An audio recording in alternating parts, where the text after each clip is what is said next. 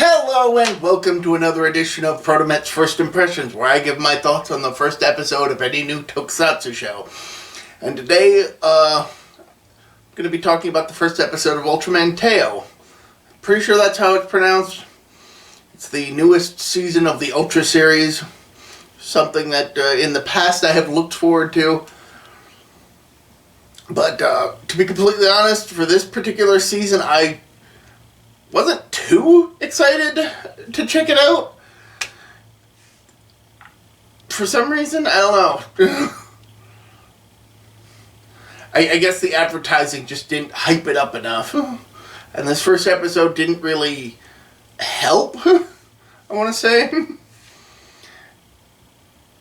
It doesn't help that the episode basically starts with an extended poop joke, but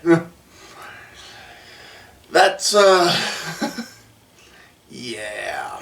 So the episode proper starts with the destruction of a planet and a war between ultras, or aliens that look like ultras, and some monsters, and a planet blowing up. And presumably this is all occurring in the memory of our titular hero.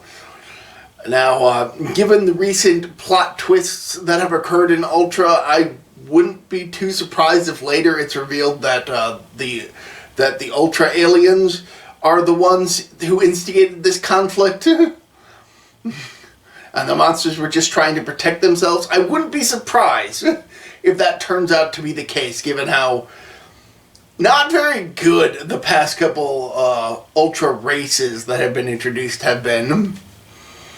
But that remains to be seen. What we do know for sure is that a planet has been destroyed, and seemingly only one survivor, Teo, has come to Earth and knows next to nothing about society and is learning about it as he goes along, including that there's some poop that it's okay to pick up and other poop that it's not okay to pick up.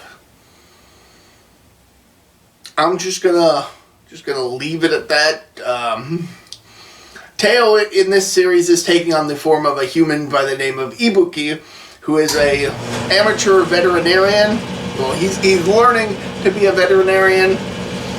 Don't worry about the air conditioner. I don't know how long this video is going to go, and it's actually pretty hot out, so... And there's that. I'm gonna have to compete with the air conditioner. But yeah, so, Ibuki ends up going into the mountains to search for a meteor that fell recently. He meets another lady there who is also looking for the meteor. He ends up finding what looks to be a spacecraft. And before he can come into contact with the alien creature from the craft, another meteor comes down, this time landing in the city. And Ibuki ends up racing there. Ends up trying, and when a monster shows up in town, he tries to tell everybody who's just standing around with their phones taking pictures of it to run, because he recognizes that being one of the monsters that destroyed his planet, presumably. But they ignore him completely until the monster starts attacking, which is shockingly believable, honestly. Like, I didn't want to believe that that's what had happened, but it's what happened. Everybody just stood around, just not caring for a potential threat until it became a present threat. Ibuki ends up encountering the kid whose dog he met earlier at the beginning of the episode, and the kid has been knocked out. And the dog is trying to save the boy.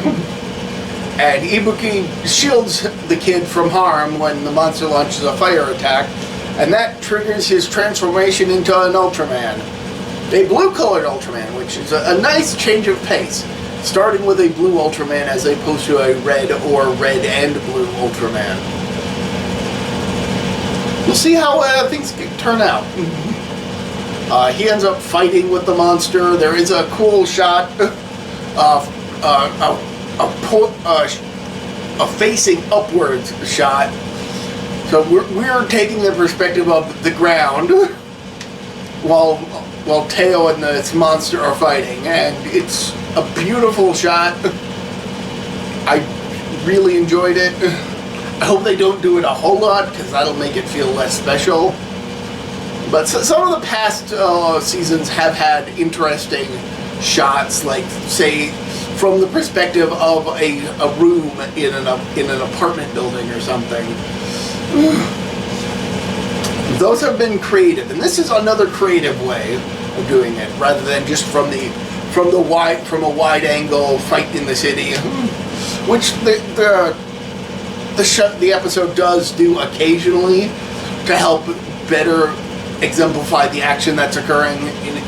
It's done in an interesting and satisfactory way, but ultimately Teo ends up accumulating enough energy that he turns yellow and is able to fire off his finishing beam to kill the monster.